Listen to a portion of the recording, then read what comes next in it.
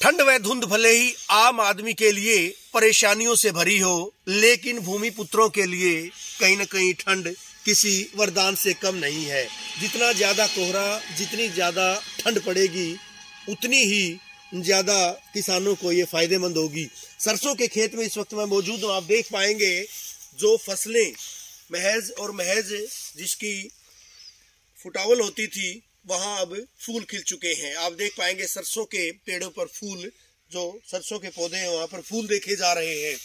और अगर मौसम वैज्ञानिकों की बात करें तो इसी तरह से लगातार जो है कोहरा व ठंड अगर रहती है और अगले एक पखवाड़े तक इसी तरह से अंदेशा जताया गया है, ऐसे में किसानों के लिए बेहद इसको फायदेमंद माना जा रहा है। क्योंकि गेहूं व सरसों के लिए जितनी ज्यादा, खासकर गेहूं की फसल के लिए जितनी ज्यादा ठंड उसको मिलती है, उतनी ही पैदावार ज्यादा होती है। मौसम वैज्ञानिकों का तो ये भी कहना है कि आने वाली 5 तारीख तक बादल छाए रहेंगे, कहीं कहीं बूंदाबांदी भी होगी। ये बूंदाबांदी भी बेहद लाभदायक इन फसलों के लिए है।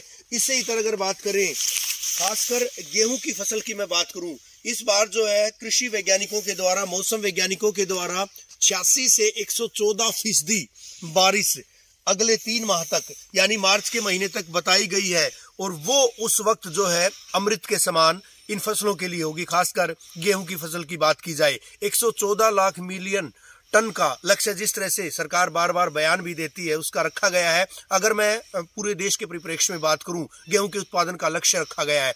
अगर भिवानी की बात करूं, गेहूं व सरसों की बात करूं, 6 लाख एकड़ में गेहूं व सरसों की फसल जो है उसकी बिजाई की गई है।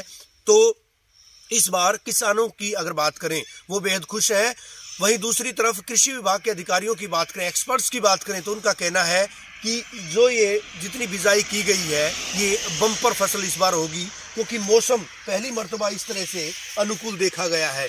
तो कहीं न कहीं आम आदमी भले ही हलकान हो, परेशान हो, लेकिन जो किसान है, अन्नदाता है, भूमि पुत्र हैं, उनके लिए परेशानियां नहीं बल्कि उनके लिए ये वरदान है। एक अहम बात और, गेहूं की फसल पर, गेहूं के पौधे पर अगर पीलापन आता है तो वो पीला रतवा नहीं होगा। किसानों को घबराने की आवश्यकता नहीं है, कृषि वैज्ञानिकों का कहना।